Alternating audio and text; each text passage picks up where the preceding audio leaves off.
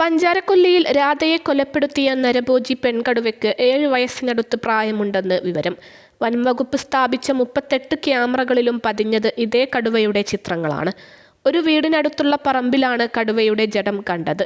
ശരീരത്തിൽ മുറിവുകളുണ്ടായിരുന്നു. ഈ മുറിവുകളിൽ ചിലതിന് കാലപ്പഴക്കമുണ്ടെന്നാണ് ഡോക്ടർ അരുൺ സക്കറിയ വ്യക്തമാക്കിയത്. കടുവയുടെ പോസ്റ്റ്മോർട്ടം കുപ്പാടിയിൽ വെച്ചാണ് നടത്തുക. കടുവ ചത്തത് ഏറെ ആശ്വാസമുണ്ടായ കാര്യമാണെന്ന് നാട്ടുകാർ പ്രതികരിച്ചു. മാനന്തവാടി പഞ്ചാരക്കൊല്ലിയിൽ കഴിഞ്ഞ 24-നാണ് കാപ്പിത്തോട്ടത്തിൽ വെച്ച് രാധയെ ആക്രമിച്ച് കടുവ കൊലപ്പെടുത്തുകയും ഭക്ഷിക്കുകയും ചെയ്തത്.